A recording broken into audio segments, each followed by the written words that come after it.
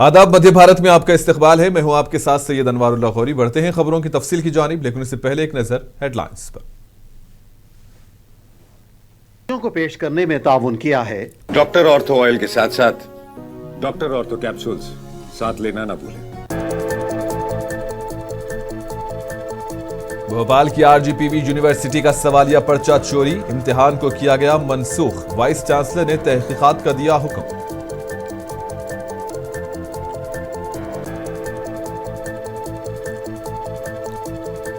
भोपाल समेत दीगर अजला में मूसलाधार बारिश, महकमे मौसमियात का रेड अलर्ट जारी। नदी नालों से दूर रहने का अवाम को दिया गया मशवरा।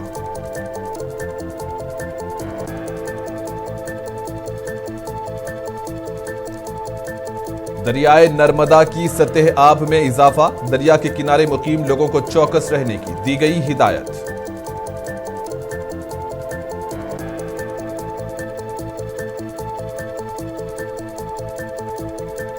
कुएं में गिरे मवेशी को बचाने की कोशिश, मेथीन गैस का इखराज, दम घुटने से 3 लोगों की हुई मौत।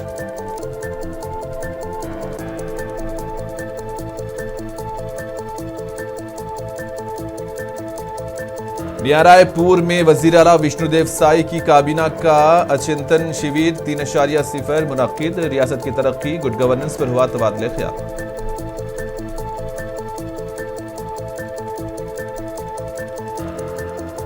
डिंडोरी में सरकारी वादे अधूरे, मुकामी लोगों ने चंदा जमा करके स्कूल तामीर कर दिया। देहातियों ने पेश की एक जहदी की मिसाल।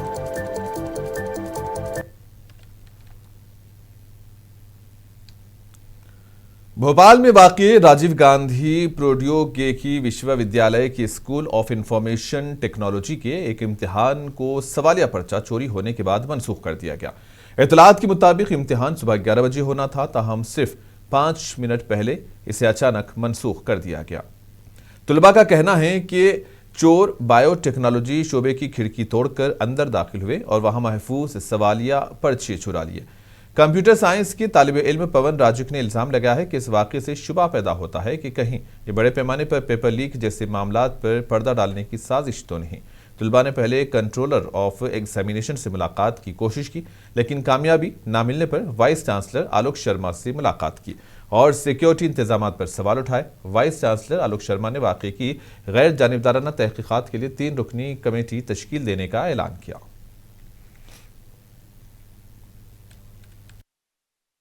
सुनने में आया कि जैसे आज कुछ बच्चे पेपर देने आए थे, तो हमें ये पता चलता है कि जब बच्चे पेपर देने आए तो उनको ये बोला गया कि तो आप लोग का पेपर चोरी हो गया है, इस वजह से आपका पेपर एट मोमेंट में कैंसिल किया जाता है।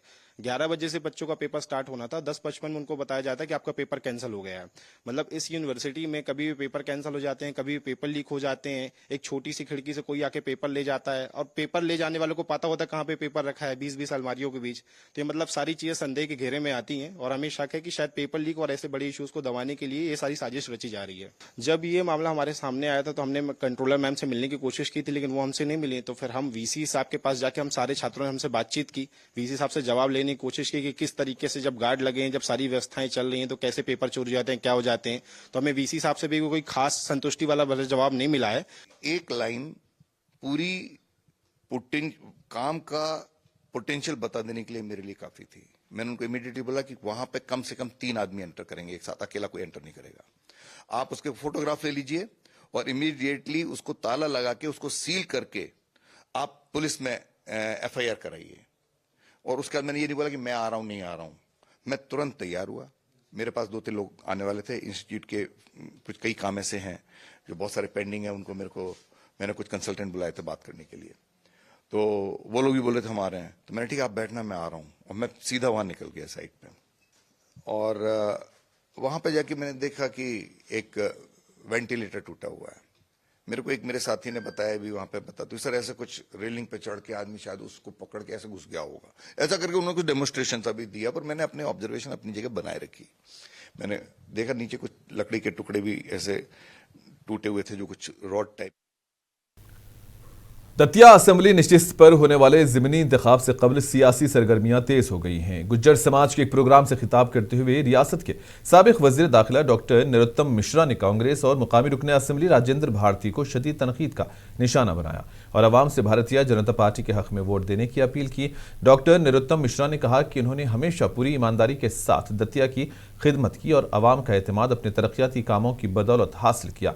उनका कहना था कि उन्हें किसी ओहदे या इख्तिदार की ख्वाहिश नहीं, बल्कि उनका वाहिद मकसद दतिया की तरक्की है। इन्होंने कारकुनों से अपील की है कि ज़मीनी इंतखाब में सिर्फ 20 से 25 दिन बाकी हैं, इसलिए पूरी क़ुव्वत के साथ इंतखाबी मुहिम में हिस्सा लें। साबिक़ वज़ीर दाखिला ने दावा किया कि अगर गुज़िश्ता असम्बली इंतखाब में उन्हें शिकस्त ना होती तो दतिया आज तरक्की की नई बुलंदियों पर होता। उनके मुताबिक उनकी शिकस्त के बाद ज़िले की तरक्की की रफ्तार रुक गई और कई मनसूबे मुतासिर हुए। भारतीय जनता पार्टी के पास में माननीय नरेंद्र मोदी जी जैसा नेता है। अब आप तुलना करो इनकी ऊपर से ही, कहां नरेंद्र मोदी और कहां राहुल गांधी, कहां राम राम कहां टेंटे, कोई तुलना नहीं है। मोदी जी एक वैश्विक नेता है, विश्व के नेता है। ये एक ऐसे नेता थे कि जब ये मध्य प्रदेश के प्रभारी थे तो हम लोग इनके अंदर गुजरात के मुख्यमंत्री की छवि देखा करते थे, और जब ये गुजरात के मुख्यमंत्री बने तो हम इनके अंदर देश के प्रधानमंत्री की छवि देखने लगे, और जब ये देश के प्रधानमंत्री बने तो हम इनके अंदर विश्व के नेता की छवि देखने लगे। और आज विश्व में सर्वाधिक लोकप्रिय नेता कोई है तो भारतीय जनता पार्टी के पास। आप कल्पना करो मोदी जी के आने के पहले के भारत की और मोदी जी के आने के बाद के भारत की। जैसे मैं आपको कल्पना करा रहा हूं कि मेरे आने के पहले के दतिया की और मेरे आने के बाद के दतिया की। आप कल्पना तो करो, मोदी जी के आने के पहले पाकिस्तान हमसे कश्मीर मांगता था, और मोदी जी के आने के बाद स्थिति ये है कि आज पाकिस्तान कटोरा लेके भीख मांग रहा है। ये स्थिति पैदा की मोदी जी ने। मोदी जी के आने के पहले हम कश्मीर के अंदर तिरंगा झंडा लाल चौक पे नहीं फहरा पाते थे। मोदी जी के आने के बाद कश्मीर का लाल चौक पे तिरंगा की तो बात क्या चली, मोदी जी ने चांद पे तिरंगा। मध्य प्रदेश के बेशतर अजला में मुसलसिल मूसलाधार बारिश के बायस कई अजला में नदी नालों और दरियाओं की सतह आब में नुमाया इजाफा रिकॉर्ड किया गया, जिसके पेश नज़र इंतजामिया ने सैलाब का अलर्ट जारी कर दिया है। शदीद बारिश की वजह से नशीबी इलाकों में पानी भरने, सड़कों के ज़ेरे आब आने और मामूलात ज़िंदगी मुतासर होने की इतलात मौसूल हो रही हैं। ज़राई इंतजामिया ने हसास इलाकों पर खुसूसी नज़र रखते हुए मुतल्लिका महकमों को अलर्ट रहने की हिदायत दी है। महकमे मौसमियात ने आइंदा चंद रोज तक मजीद बारिश की पेशनगोई की है, जिसके बाद सैलाब के खदशात में इजाफा हो गया। इंतजामिया ने शहरियों से अपील की है कि वो गैर ज़रूरी सफ़र से गुरेज करें, नदी नालों और तेज़ बहाव वाले इलाकों के करीब ना जाएं और सरकारी हिदायत पर अमल करें।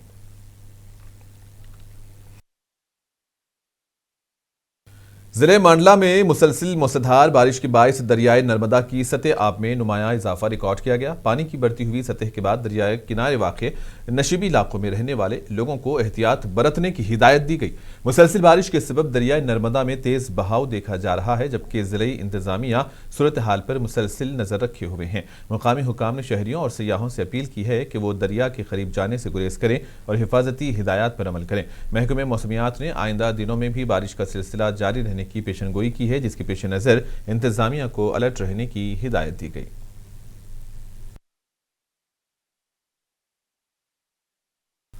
उमरिया के सरकारी जिले अस्पताल में तिब्बी आलात और माहिर डॉक्टरों की शदीद कमी के बायस सेहत की खिदमत बुरी तरह से मुतासिर हो रही हैं, जिससे मरीजों को मुश्किलात का सामना है।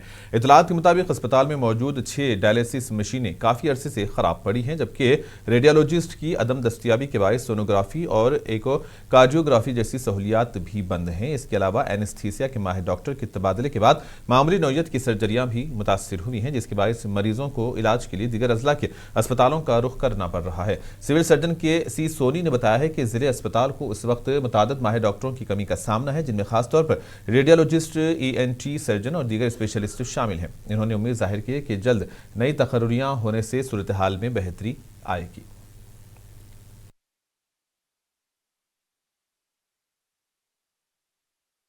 जिला चिकित्सालय उमरिया में मैं आपको बताना चाहूँगा कि वर्तमान में विशेषज्ञ की कमी है थोड़ा सा।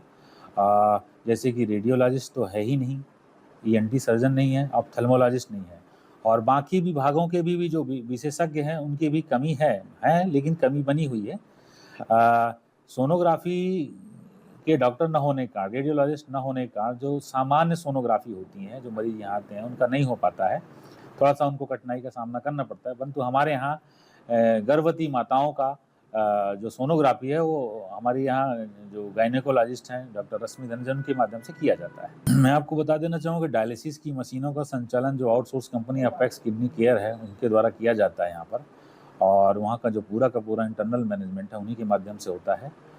और वर्तमान में 5 मशीनें हैं। 5 मशीनों में से अभी कुछ मशीनें ख़राब थीं और जिन्हें सुधार लिया गया है, और अभी वर्तमान में 3 मशीनें सुचारू रूप से चल रही हैं, और 2 मशीनों को वहाँ के इंजीनियरों द्वारा असेस किया गया, आके देखा गया, और उन्होंने बताया कि कुछ उसके पार्ट्स में खराबी है, तो उनके द्वारा ही अपेक्स किडनी केयर और शासन के माध्यम से मांग की गई है। कांग्रेस के सीनियर लीडर दिग्विजय सिंह ने दावा किया है कि उन्होंने राम मंदिर की तामीर के लिए 1 लाख रुपए का अतिया दिया था, लेकिन अब वो अपनी अतिये की रकम वापस लेना चाहते हैं। दिग्विजय सिंह ने कहा कि राम मंदिर से मुताल्लिक हालिया तनाज़ात और चंदे के इस्तेमाल पर उठने वाले सवालों के बाद इन्होंने अपनी दी हुई रकम वापस लेने का फैसला किया। उनका कहना है कि इस मकसद के लिए वो अयोध्या में कानूनी चाराजोई करेंगे और अदालत में मुकदमा दायर करेंगे। मैंने डायरेक्टली, क्योंकि शिवराज सिंह चौहान जी ने 1 लाख रुपए का उन्होंने दान दिया था, वो मुख्यमंत्री थे, तो मैंने उनको कहा कि भाई मुझे इनसे बड़ा देना चाहिए। 1,11,000 मैंने दिए, और चिट्ठी भी लिखी थी मैंने नरेंद्र मोदी जी को कि मुझे इस बात के लिए मैं आपसे अनुरोध करना चाहता हूं कि ये चंदा आप उसमें ट्रस्ट के उसमें जमा करा दें। उन्होंने हमको वापस भेज दिया, उनके पीएमओ ने, फिर हमने जमा करा दिया, उसकी रसीद हमारे पास आ गई। अब यह है कि हमारे जिन्होंने चंदा दिया, एक आस्था थी भगवान राम के प्रति, अच्छा मंदिर बने, उसके आधार पर हमने चंदा दिया। लेकिन जिस प्रकार के शिकायतें आ रही हैं, चंपत राय जी जिन्होंने की ट्रस्ट का पूरा करता धरता बनाया, उन्होंने 10-10, 15-15 हजार रुपए माहवार के लोगों को नियुक्ति दी, तो मुझे ये चंदा वापस दिया जाए। और रामालय ट्रस्ट हमारा बना हुआ है, उसको मैं उस रामालय ट्रस्ट में। राम मंदिर में चढ़ावे और चंदे में मुबैना हेराफेरी के मामले पर कांग्रेस ने भारतीय जनता पार्टी और आरएसएस को निशाना बनाया। कांग्रेस लीडर पीसी शर्मा ने इल्जाम आयद करते हुए कहा कि इस मुबैना चोरी के लिए आरएसएस और बीजेपी जिम्मेदार हैं। भोपाल में पीसी शर्मा ने कहा है कि राम मंदिर जैसे मजहबी मुकाम से वाबस्ता चंदे में शफाफियत होनी चाहिए, और अगर माली बेज़ाब्तगियों की शिकायत सामने आती है तो उनकी गैर जानिबदाराना तहकीकात कराई जानी चाहिए। उन्होंने मुतालबा किया कि मामले की मुकम्मल जांच करके हकीकत अवाम के सामने लाई जाए। ये ट्रस्ट बनाया था सरकार ने, मोदी जी ने पार्लियामेंट में इसकी घोषणा की थी। जित चंपत राय से लेके मिस्टर यादव ये जो अपॉइंट हुए थे, ये उनके आदेश पे अपॉइंट हुए थे। तो सरकार को बोलना चाहिए ना, मोदी जी को बोलना चाहिए। मतलब ये सिद्ध कर रहे हैं कि जो इनका मुखिया, इनका बॉस सर्वे सर्वा आरएसएस ही है, और ये सब जितनी भी गड़बड़ियां हो रही है इस देश के अंदर, ये आरएसएस भी सरकार के माध्यम से करा रहा है। ये आरएसएस ने पहले दूसरे दिन क्यों नहीं बोला, नाम क्यों नहीं लिया? चंपत राय पे एफआईआर हो, मिश्रा पे एफआईआर हो और उनको सीधा जेल भेजा जाए। एसआईटी पहले गठित हो गई, तब क्यों नहीं बोले? ये सब ध्यान बढ़ाने वाली बात है। ये सब इनको जो टीम है जिनने चोरी की, और ये चोरी सीधे सीधे प्रधानमंत्री जी ने और आरएसएस ने कराई है, और इसके माध्यम से ही जो विधायक तोड़े जा रहे हैं, सरकार गिराई। छत्तीसगढ़ के दारुल हुकूमत रायपुर में कांग्रेस के सीनियर लीडर और साबिक वजीर आला भूपेश बघेल ने पार्टी के चिंतन शिविर 3 सिफर और राम मंदिर चंदा तनाजे पर अपनी राय का इजहार किया है। इन्होंने कहा है कि अगर चंदे या माली मामलात में किसी किस्म की बेजाब्तगी के इल्जाम सामने आते हैं तो उनकी शफाफ और गैर जानिबदाराना तहकीकात होनी चाहिए, ताकि हकीकत आवाम के सामने आ सके। मीडिया से बात करते हुए इन्होंने इस मामले पर वजीर आजम नरेंद्र मोदी से भी जवाब तलब किया। जो सरकार के कार्य है ना, उसके आईआईएम के बच्चे या प्रोफेसर, उसके स्टूडेंट हैं, वो अध्ययन करते हैं। हमारी सरकार में आईआईएम के लोग जाते थे फील्ड में अध्ययन करने। यहाँ उल्टा हो रहा है कि आईआईएम से ये प्रशिक्षण ले रहे हैं, और 2 बार तो प्रशिक्षण ले चुके हैं, और 2 बार के प्रशिक्षण में क्या आया कि नकटी गांव को कैसे उजाड़ना है, ये सीख क्या है आईआईएम से। लोगों को कैसे उजाड़ना है, अब क्या तूता को उजाड़ने के ट्रेनिंग लेने गए हैं, वहां भी सुनो नोटिस होगी। तो इनको ऐसा है कि उल्टे घड़े में पानी डालने से पानी भरता नहीं है। जो इसमें योग्य लोग हैं उसको बाहर बिठा कर रखे हैं लोग, जो अनुभवी लोग हैं उसको बाहर कर दिए हैं, चाहे वो अजय चंद्राकर हो, चाहे अमर अग्रवाल हो, चाहे वो धर्मलाल कौशिक हो। मध्य प्रदेश के शहर इंदौर में बारिश के पानी के तहफ्फुज को फरोग देने के लिए म्युनिसिपल कॉर्पोरेशन ने अहम फैसला लिया है। अब वो मकान मालिकान जो अपने घरों में रेन वाटर हार्वेस्टिंग सिस्टम नस्ब करेंगी और इसे फ़आल हालत में रखेंगे, उन्हें प्रॉपर्टी टैक्स में 10% रियायत दी जाएगी। इंदौर के मेयर ने कहा है कि पानी के तहफ्फुज को अवामी तहरीक बनाने के मकसद से नई इमारतों में रेन वाटर हार्वेस्टिंग सिस्टम को लाजमी करार दिया गया है, जबकि शहरियों की हौसला अफजाई के लिए टैक्सेस में रियायत भी दी जा रही है। म्युनिसिपल कमिश्नर के मुताबिक इस इक़दाम से ज़ेरे ज़मीन पानी की सतह बेहतर होगी और शहरियों को माली फ़ायदा भी मिलेगा।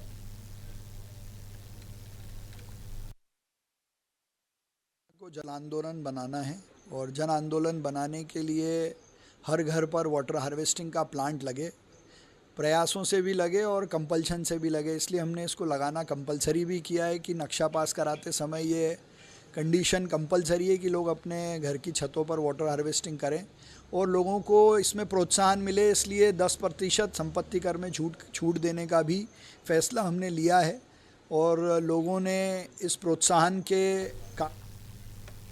ज़िले महिसर में एक अफसोसनाक वाकया पेश आया है। कुएं में गिरे मवेशी को बचाने की कोशिश के दौरान 3 अफराद हलाक जबकि एक शख्स शदीद जख्मी हो गया है। इत्तलात के मुताबिक पहले 2 अफराद मवेशी को निकालने के लिए कुएं में उतरे लेकिन काफी देर तक वापस न आए। उन्हें बचाने के लिए एक तीसरा शख्स भी कुएं में उतरा, ताहम वो भी बाहर ना निकल सका। बीजेपी के रुकने पार्लियामेंट गणेश सिंह ने बताया कि इब्तदाई जांच में कुएं में मेथीन गैस की मौजूदगी के शवाहिद मिले हैं और गालिब इम्कान है कि तीनों अफराद की मौत जहरीली गैस सांस के जरिए जिस्म में जाने के बाइस हुई है। इन्होंने कहा है कि वाकई की रिपोर्ट तैयार करके वजीर आला को भेजने की हिदायत दी गई है। गणेश सिंह ने महलूकीन के अहलखाना से ताज़ियत का इजहार करते हुए यकीन दिलाया कि वो मुतासरा खानदानों से मुलाकात करेंगे। पाटन क्षेत्र के खरमसेड़ा गांव में कल रात एक ऐसी दुर्घटना हुई है जो सचमुच बहुत चिंतनीय है और दुखद है।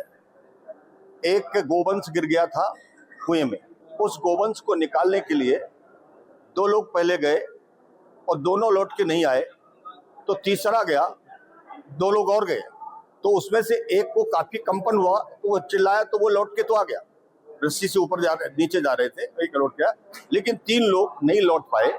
अभी जब मुझे जानकारी मिली तो मैंने प्रशासन से बात किया मैहर में, कलेक्टर एसपी महोदय से।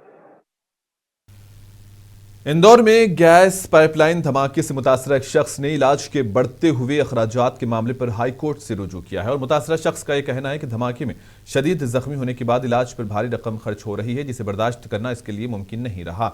इसलिए इसने अदालत से मुनासिब माली इमदाद और इलाज के अखराजात की अदायगी के लिए मुतल्लिका हुकाम को हिदायत जारी करने की दरख्वास्त की है। मुतासरा के वकील ने बताया कि हमने दरख्वास्त में मुतासरा के इलाज और मुआवजे से मुताल्लिक कानूनी रिलीफ की अपील की है। देखिए, हम जो हैं इसमें लल्लू पटेल जी हैं जिनकी तरफ से हम इंटरवीनर बने हैं और इसमें जो मामला है वो ये था कि उस वक्त लल्लू पटेल बस वहाँ से गुजर ही रहे थे और वो अपनी बाइक पे थे और एक ड्राइवरी का काम करते हैं वो, और वो अपने ड्राइवरी के जो मालिक हैं उन्हीं के जा रहे थे वो ड्राइवरी करने, और उसी समय वो ब्लास्ट हुआ। तो हैरानी की बात यह है कि लल्लू पटेल उस समय बर्न उनको हुआ, उनकी गाड़ी जल गई, उसके बाद उनको वहाँ से भंडारी हॉस्पिटल ले जाया गया, वहाँ से उनको अरबिंदो ले जाया गया, लगभग 1-8 लाख रुपए का उनका खर्चा हुआ। उसके बाद उनको बड़ी मुश्किलों से ये जानकारी मिली कि बॉम्बे हॉस्पिटल में ऑनरेबल हाई कोर्ट द्वारा ये आदेश किया गया है कि आप इसमें जो है फ्री में इलाज करें। तब जाके वो बॉम्बे हॉस्पिटल में एडमिट हुए हैं अभी 2 दिन पहले, जब जाके उनका इलाज चालू हुआ है बड़ी मुश्किलों से। आज भी उनका ऑपरेशन है। ख़ास बात यह है, हमने इसमें जो मांग करी है ऑनरेबल कोर्ट से एज एन इंटरवीनर, वो ये है कि एक तो 40% बर्न है, गरीब इंसान है, तो एक तो इनको जो 1 लाख रुपए के आसपास इनका जो खर्च हुआ है वो त्वरित रूप से इनको दिलवाया जाए। दूसरा, हमने इसमें एक लॉन्ग टाइम कंपनसेशन की मांग करी है कि भाई क्योंकि छत्तीसगढ़ के दारुल हुकूमत रायपुर में वजीर आला विष्णुदेव साई की क़ियादत में काबीना का चिंतन शिविर 3.0 नया रायपुर कैंपस में वाक़ इंडियन इंस्टीट्यूट ऑफ मैनेजमेंट में मुनक़िद हुआ। इजलास में रियासती काबीना के वज़रा और सीनियर हुकाम ने शिरकत की। चिंतन शिविर के दौरान रियासत की तरक्की, गुड गवर्नेंस, अवामी फलाह बहबूद, बुनियादी ढांचे की मजबूती और आइंदा पॉलिसी से मुताल्लिक़ मुख्तलिफ उमूर पर तबादले ख्याल हुआ। हुकूमत का कहना है कि इस तरह के इजलासों का मकसद इंतज़ामी कारकर्दगी को मज़ीद मौसर बनाना और अवामी खिदमात की फराहमी को बेहतर करना है।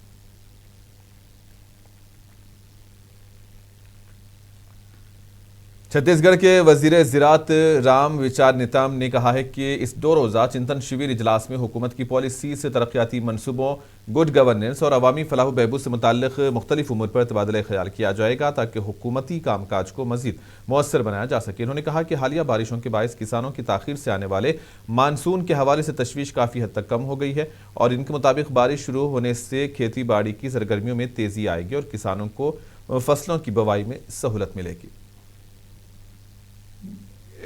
भारतीय जनता पार्टी का हमारे राष्ट्रीय संगठन और प्रदेश संगठन के द्वारा समय समय पर हमारे बैठकें, हमारे कार्यक्रम चलते रहते हैं और एक तरह से चिंतन शिविर भी चलते रहता है।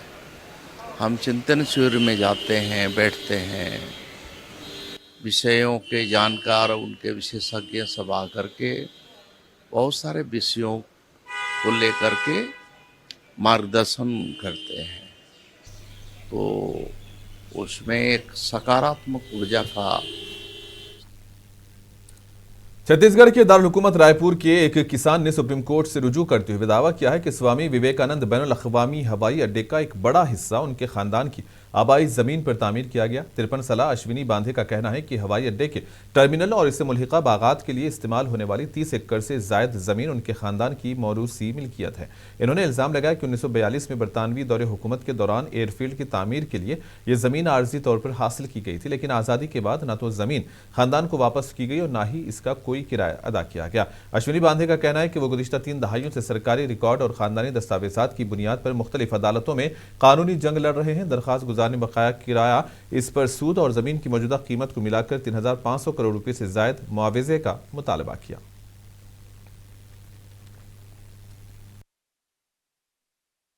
क्लेम किया हुआ है वो इस 34 एकड़ 35 डिसमिल का मामला है।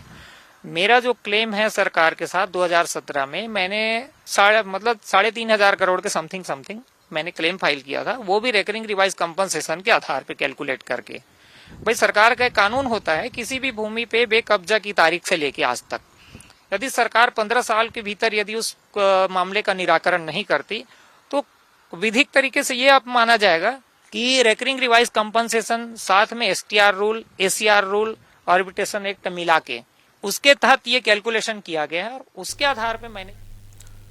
राजस्थान के बालोतरा में एक अवामी इज्तिमा से खिताब करते हुए वजीर आजम नरेंद्र मोदी ने कहा कि भारतीय जनता पार्टी इलाकाइयत, तकसीम और तफरीक की सियासत पर यकीन नहीं रखती बल्कि राष्ट्र फर्स्ट यानी कि कौम सबसे पहले के उसूलों पर काम करती है। वजीर आजम मोदी ने कहा कि बीजेपी की सियासत का बुनियादी मकसद मुल्क की तरक्की, कौमी इत्तेहाद और अवाम की खिदमत है। इन्होंने कहा कि पार्टी हर तबके और हर खित्ते को साथ लेकर चलने पर यकीन रखती है और मुल्क को तरक्की की नई बुलंदियों तक पहुंचाने के लिए मुसलसिल काम कर रही है।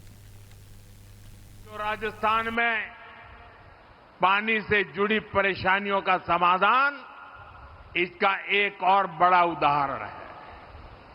आप सब जानते हैं कांग्रेस की सरकारों ने कभी राजस्थान के जल संकट को दूर करने के लिए कोई ठोस काम नहीं किया, लेकिन बीजेपी क्षेत्रवाद और बंटवारे की सियासत नहीं करती। बीजेपी राष्ट्र प्रथम की भावना पर चलती है। मध्य प्रदेश के जिले डिंडोरी के एक छोटे से गांव शिकारी टोला में सरकारी वादे पूरे न होने पर देहातियों ने अपनी मदद आप की मिसाल कायम कर दी है। बरसों तक नए स्कूल की इमारत का इंतजार करने के बाद अब गांव वालों ने चंदा जमा करके खुद ही स्कूल की तामीर शुरू कर दी है। पेश इस सिलसिले में ये खास रिपोर्ट आप देखें और हमें दें इजाजत। आदाब। ये मध्य प्रदेश के जिले डिंडोरी का शिकारी टोला गांव है। प्राइमरी स्कूल की इमारत खस्ता हाल हो चुकी थी। रिहायशियों का कहना है कि प्राइमरी स्कूल की पुरानी इमारत खस्ता हाल होने के बायस चंद साल कबल गिरा दी गई थी। इसके बाद नई इमारत तामीर करने का वादा तो किया गया, लेकिन अमली तौर पर कोई काम शुरू नहीं हुआ। सरकार की लापरवाही से मायूस होकर गांव के हर खानदान ने 500 रुपए का चंदा दिया, जबकि कई अफराद ने मजदूरी का काम भी खुद संभाल लिया ताकि बच्चों के लिए जल्द अज जल्द एक महफूज स्कूल तैयार किया जा सके। तो गिरा दें तब आवच नहीं स्कूल तो पूरे सदस्य गांव के मिल के चंदा करके बना रहे हैं, पूरे श्रमदान में कर रहे हैं काम। आप ही लोग काम कर रहे हैं? हाँ, आप ही लोग पूरे गांव भर के कर रहे हैं। इमारत ना होने के बायस गुज़िश्ता कई सालों से स्कूल एक किराए के छोटे से कमरे में चल रहा था। तुलबा और असातिज़ा का कहना है कि महदूद जगह के बायस पढ़ाई शदीद मुतासिर हो रही थी और रोजमर्रा के तालीमी सरगर्मियों में मुश्किलात पेश आ रही थी। सरपरस्तों और मुकामी लोगों ने बताया कि बच्चों को पढ़ाई के लिए एक महफूज और मुनासिब स्कूल होना चाहिए। कई बार हुक्काम से दरखास्त की गई, लेकिन कोई कार्रवाई नहीं हुई। इसलिए मुकामी लोगों ने खुद ही स्कूल तामीर करने का फैसला लिया। हमारा स्कूल जब हम लोग पढ़ते थे तब उसमें दरारें आती थी, बहुत से दरार थे और पानी टपकता था, इसलिए हम लोग वहाँ पे अच्छे से अच्छा ग्रहण नहीं कर पाते। अभी यहाँ क्या स्थिति है? अभी तो बहुत बुरा स्थिति है। हम लोग दूसरे किराए के घर पे रह रहे हैं, जबकि और वो घर वाले दूसरा घर तक बना रहे हैं और हम लोग ये किराए से घर से निकलना चाहते हैं और अपने स्कूल में खुद बैठकर पढ़ना चाहते हैं। अभी किस तरह से व्यवस्था है, कैसे बैठते हैं आप लोग, कितने बच्चे? हम लोग 52 बच्चे हैं और यहाँ पे हम लोग को बैठने का जगह ही नहीं बनता, छोटे छोटे बच्चे भी आते हैं। यहाँ पर स्कूल नहीं है, ये सबसे बड़ी समस्या है। यहाँ बच्चों को बैठने की व्यवस्था नहीं है। एक ही साथ यहाँ पे पूरे 5 क्लास के बच्चे पढ़ते हैं और स्ट्रेंथ अभी 52 है, तो यहाँ पे पढ़ाने में बहुत दिक्कत जाती है।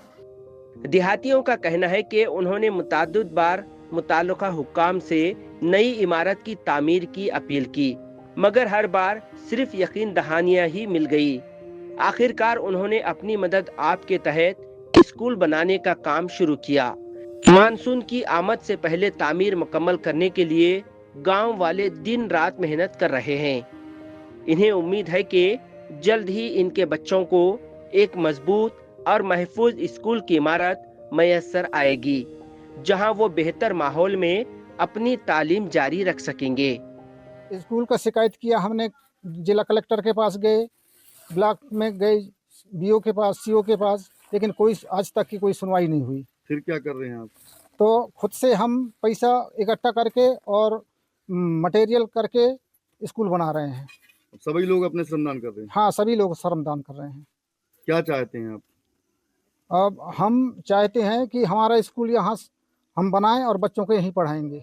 शिकारी टोला गांव के लोगों की ये कोशिश न सिर्फ इज्तिमाई एकजहती की मिसाल है, बल्कि ये भी जाहिर करती है कि जब सरकारी वादे पूरे ना हो तो अवाम अपने मुस्तकबिल खुसूसन बच्चों की तालीम के लिए खुद आगे बढ़कर जिम्मेदारी संभाल लेते हैं। ब्यूरो रिपोर्ट, मुंसिफ टीवी।